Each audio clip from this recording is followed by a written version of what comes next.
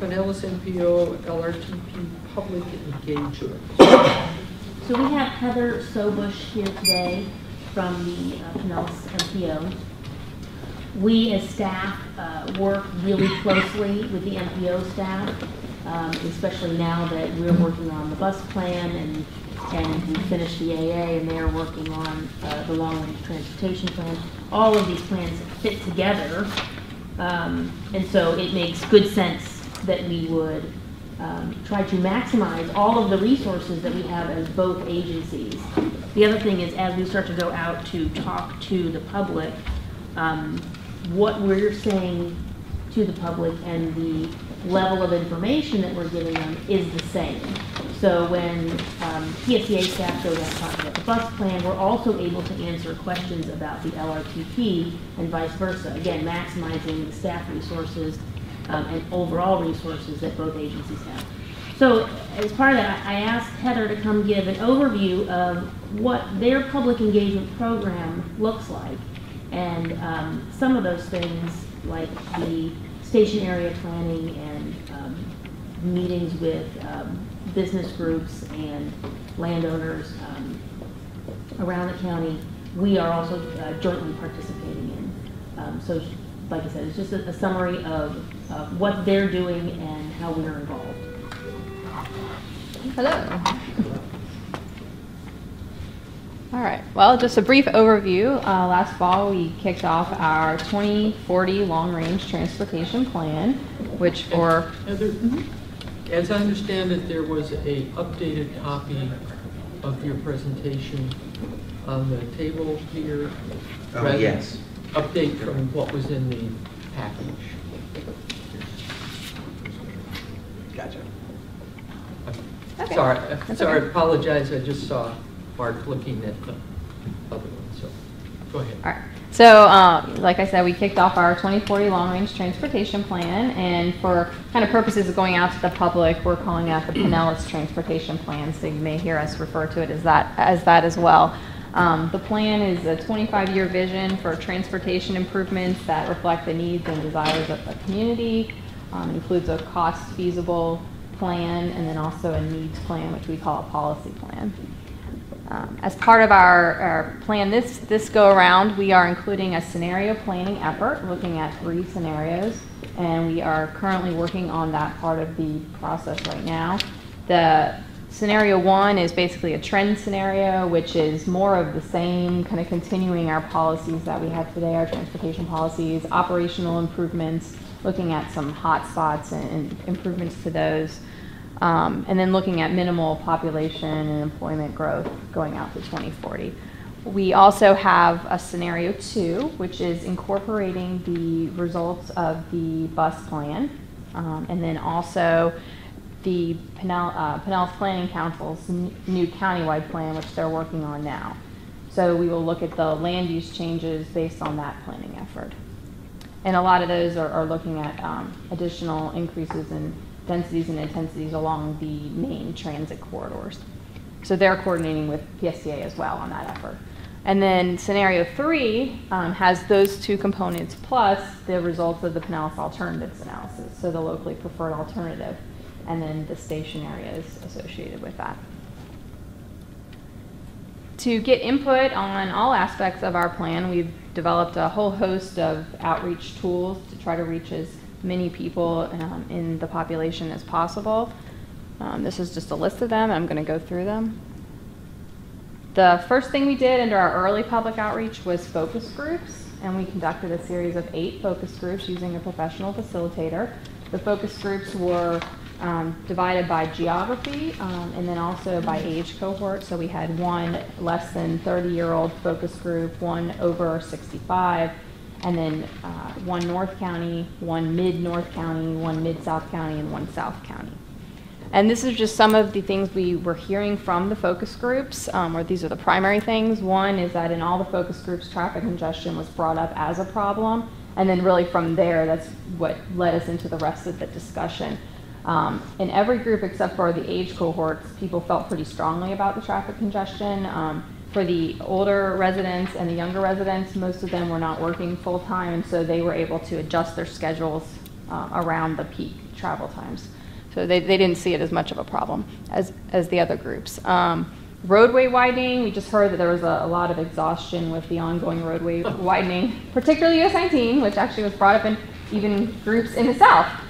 So, and people did understand the benefits, that they will get benefits from these projects, they just are very tired of them. And there were some feelings that they didn't perceive that the projects were well coordinated between the city and DOT and the county. So there was just some perception of that as well, and kind of that led into some of the accountability discussions. Everyone pretty much felt the bus system was not a user-friendly option. About half of the participants had actually ridden the bus, and then within the other half, either they knew someone who had ridden the bus, or they have a family member who does, or they may have looked into using it themselves, but just upon researching it, they decided it wouldn't work for them. So they actually seem to have some knowledge at all levels of the bus system. They kind of said the same things we hear over and over again, that it didn't run late enough into the evenings, that the waits were too long, having to wait an hour for a bus was not reasonable to them. Frequency, the same issues really you hear from all of our outreach. They, however, did find it to be valuable for us to try to invest in more of these non-auto travel options, such as the bus system. Also, very strong support for sidewalks and trails and bike lanes, although there was a little conflict between some people who want bikes off the roads and some on the sidewalks, and that kind of issue. But still, overall support for more mobility options of all the modes. In terms of funding, 3 funding sources were presented: a 1-cent sales tax, a 5-cent gasoline tax, and an increase in the property tax. The property tax and the gasoline tax were very unpopular. The sales tax was the most popular because it was shouldered by the broadest group of the population, primarily because I think in almost every group, people noted that tourists would pay some of that. And that's, helped them support it more.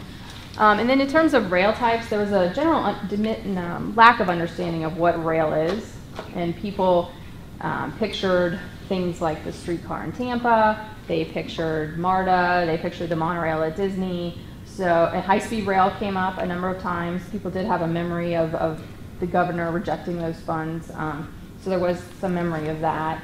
And then in terms of regional, it was asked if people felt there was a need for a regional connection, and there was general support for a regional connection as well, though there really wasn't any understanding of the merger discussion or anything of that nature. I think somebody mentioned something related to it, but there wasn't any broad understanding of that. We also are using a couple different online tools. We have a project website, which is kind of just a basic project website with general information, and where we'll house all the documents at the various phases of our planning effort. And then we have a somewhat innovative online tool called Tell Us Pinellas. It's, I'm sure Councilmember Jones is probably familiar with it because US 19 used it for their project recently. And it's an interactive kind of online forum where people can, and over to the right is kind of a view of what it looks like, where we can post topics, and we can change those topics out as frequently as we want. We're currently planning to change them out every 60 to 90 days as we enter into different phases of our plan. And then people can comment on the topics, people can like other people's comments or second them. People can comment on comments. So we're actually getting a wealth of input through this site. Right now we have about 104 active participants that are kind of regularly monitoring and posting things. We've had over 1,000 visitors. Something kind of interesting about the demographic using this is the average age is 48 years old, and actually the majority users are male also. But what is kind of interesting about that is traditionally through our outreach, which has been public events or community events or public workshops in the past, we don't usually get the demographic that are working professionals because they're not typically coming out for these. We usually get some of the more retired citizens in that involvement. So it's kind of good that we're reaching a different group. I'm doing some efforts soon. Actually, this afternoon I'm speaking to the Pinellas Youth Advisory Council, and then I'm going to speak with St. Pete College and a couple other classes associated with urban planning there, trying to get some involvement from some of the younger generations as well, particularly in this site. So we can set up topics that just can be viewed by someone in a particular age group, for example, and maybe try to ask them some of the questions about, would you like to live here when you graduate college, and why or why not, and try to get into some of those discussions as well. So kind of excited about this, this tool and using it going forward. We can also, one more thing, we can do little instant surveys or ask people to prioritize projects through this as well. So we'll be using it for those purposes. And every time you post something new, an email goes out to the participants to let them know there's something new to participate in. We also have a Facebook page. The MPO just has a general Facebook page where we post, topics related to the LRTP and other matters. And then we have a Twitter account, which we're trying to develop a little further. We will be holding a couple e-town halls, and I think most of you are familiar with the e-town halls that were conducted either by TBARDA or the Pinellas Alternatives Analysis. Through the AA, the average participation was over 6,100 for each e-town hall, and that was by way of, there's an interactive blog, there is television viewership, which actually isn't counted in those numbers, and then people can listen via the telephone. And during the e-town halls, people can ask questions by telephone or through the blog, and those are screened and then asked of the panel. And this is one of the panels, some of our elected officials and our directors of a couple of agencies. So we're planning 2 of these, one later this summer, kind of as we're getting through our scenarios and to talk with the public about what they like and don't like about the different scenarios, and then one at the cost feasible phase. We are, as part of Scenario 3, doing a lot of outreach with the business and development community around the locally preferred alternative, and this is where we're partnering heavily with PSTA. PSTA is actually contributing some funds to this part of the effort. We're trying to get additional input about the results of the alternatives analysis and how those station areas could look and feel and what kind of development people would like to see, and then hopefully garner some support also from the business community. The jurisdictions around the LPA are helping us tremendously with this effort as well. This is a huge coordination effort. They're actually selecting the participants for large group meetings and for one-on-one meetings. Our consultant is usually leading those discussions, and the PSTA talks about the bus plan as well. And some of what we're hearing so far from the large group meetings, we really have a broad range of landowners, developers, business leaders, and in the one-on-one meetings, we've had one with Tech Data, one with Boulder Venture, which owns shops at Park Place, and one with Church of Scientology. Am I missing any? Those are the only 3 I can remember right now. Oh, in the hospital, Morton Plain Hospital. Thank you.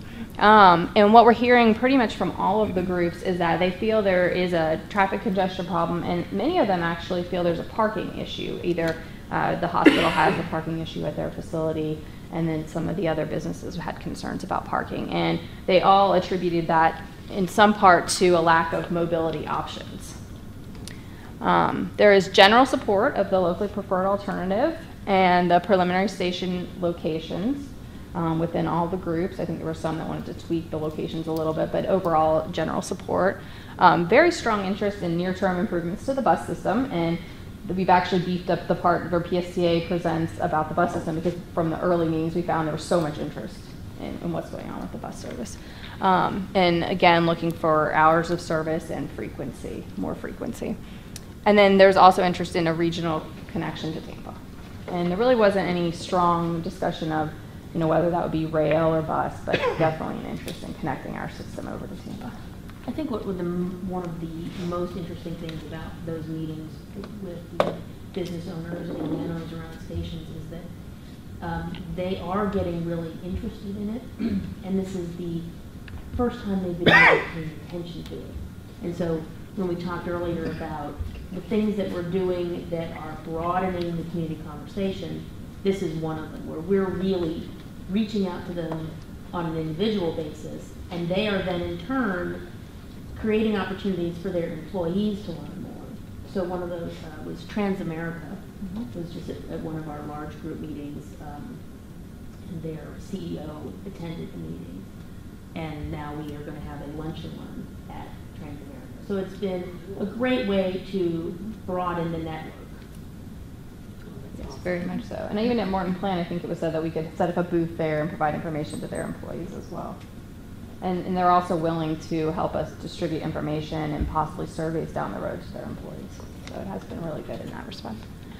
Up next, we're hosting a series of charrettes starting in April. Those are again with the jurisdictions around the locally preferred alternative. We're hosting 7 charrettes at this point. There were 8, but City of St. Petersburg wants to combine their downtown charrettes into one and maybe have another follow-up meeting after that. At these charrettes, the jurisdictions are inviting up to 25 people. Again, mostly business and community leaders. Some of their staff may participate as well. And then there will be 5 tables with 5 people each and a professional designer to sketch out what a station area could actually look like. And these are just some of the examples of some of the products we might see out of that effort. And we're hoping to use these renderings and drawings to help us reach out to the public even more and get more broader communications with the general public on what a station area could look like, how it could look in their community.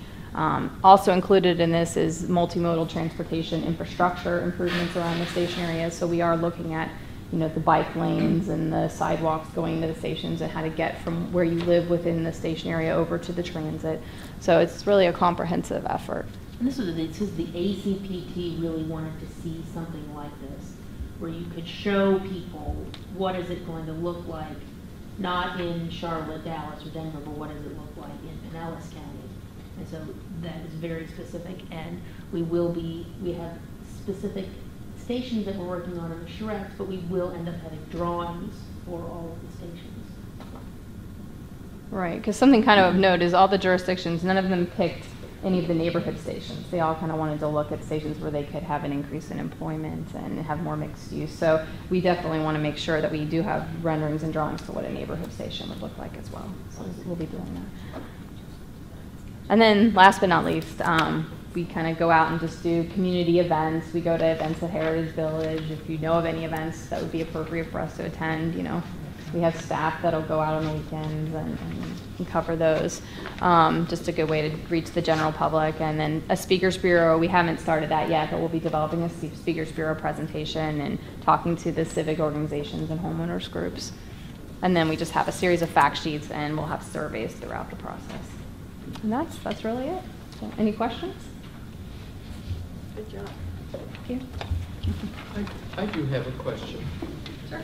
And I got an email yesterday that was grumping about a bunch of stuff at Clearwater, and then they said, and don't get me started on transit, and didn't say anything else. And so I said, okay, now where should I refer them to the transit discussion? I went to PSTA's website, and, you know, it talks about the community bus plan, but it doesn't have I couldn't find anyway where you dump in your comments, or I wish we had. And is it the Pinellas? Is that where I should be directing them to go? Well, you know, in a general sense, that's a good place for someone to put any comments about any transportation improvement they'd like to see. I don't know if PSTA has another avenue they'd also like you to direct them. Well, it depends on it's hard to tell what the comment is. If the comment is about buses, you know, we take comments like that all the time. If the comment is about, you know, something else, and again, if it's a broader transportation discussion, then I think any of those websites, whether if it's the bus plan and ends up to be a broader comment, then we'll give it to the MPO. If the MPO gets the comment and it's specifically about the bus plan, they give it to us. So, do we have a spot for the bus plan? Yes. To yes. dump comments in? Yeah. And where is that? The busplan.psta.net, or you can get to it through the main website. There's a button on the There's a button on the main page. website, on the home page. Right.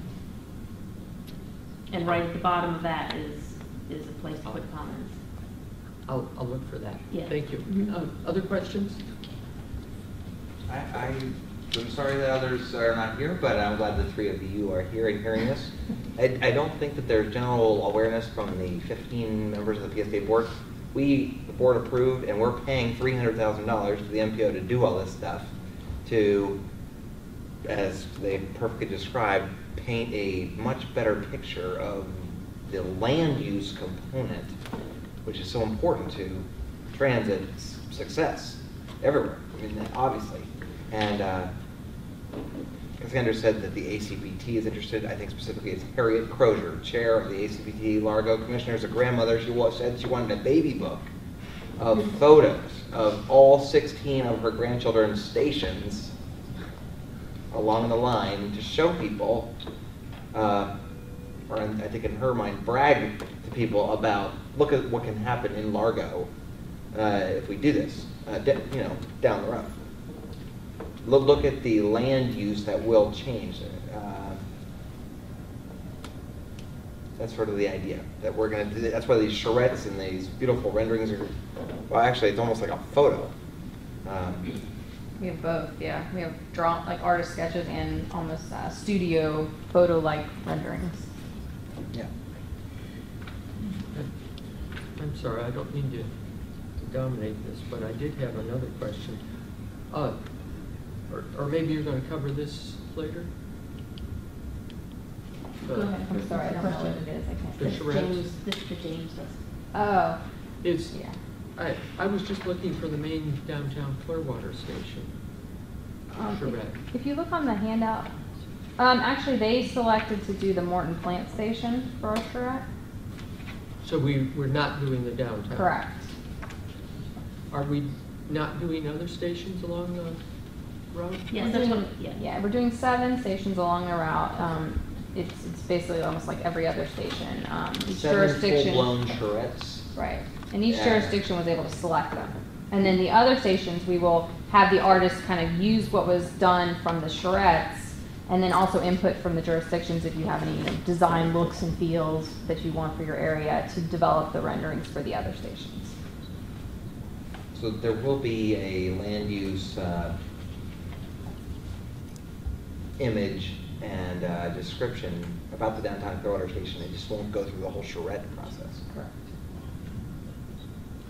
Okay, other questions? Anything else? Nope.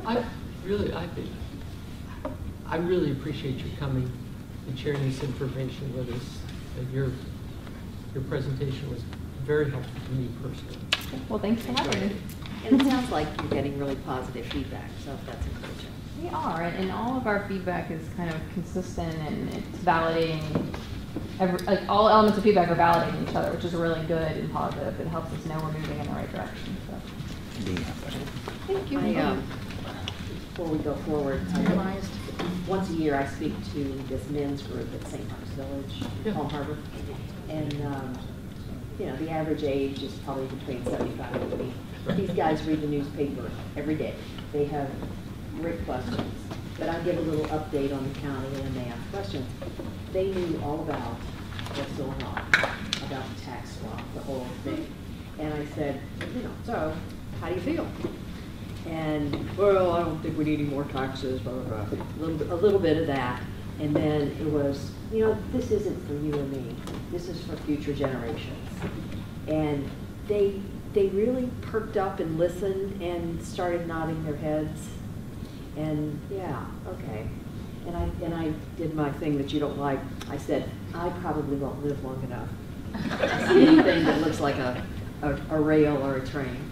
And I told them how old I was, and they went, oh, yeah, well, we won't either. But I said, this is for future generations. This is for your kids and your grandkids and blah, blah, blah. And they got positive about it. And I mean, it wasn't a long conversation and a hard sell. So it was real interesting to see their thoughts. They probably wouldn't be riding it. And even the improved bus service, no, probably not. Because they all had their cars sitting out in their covered parking thing, and until somebody took their license away, they were going to continue to drive to Publix. But it was very interesting. The reason I don't like you saying that is I know. it has nothing to do with our plans. It has, because I like you and I don't want you to die. Right? It's like your fault. And I don't plan to.